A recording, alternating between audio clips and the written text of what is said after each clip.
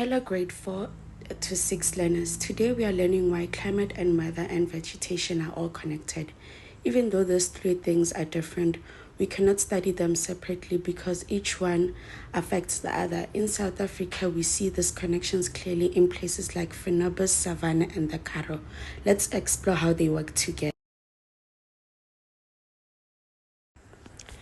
Now let's dive into the key terms. We have weather. Weather is the atmosphere's daily state, such as whether it is sunny, rainy, or windy today.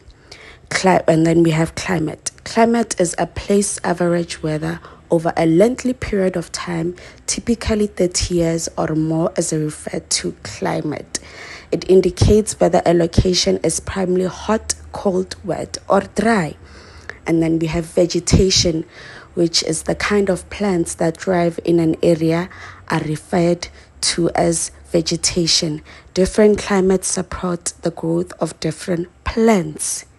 And all in all, each of these three has an impact on others. For instance, the type of plants that grow depends on the environment. By maintaining soil moisture and offering shade, vegetation can also influence local weather. Vegetation can be altered by weather events including storms, fire, and droughts. Now let's move on to the case studies. The first one, we have the fynbos biome in Western Cape. The climate features a chilly, rainy winters and scorching dry summers. The vegetation is proteas, ericas, and restorers are among the vegetation types that have adapted to the summer dryness. And then the link of it is that summer fires aid in seed germination while winter rainfall promotes the growth. And then we move on to the next one, which is savanna biome, which is in Limpopo, between Limpopo and Mpumalanga. The climate is hot and rainy throughout the summer. The vegetation is that the grass and the sporadica trees such as marulas and many more make up the vegetation.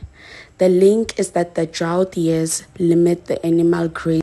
Moving on, we have the Karoo, which is in the Northern Cape.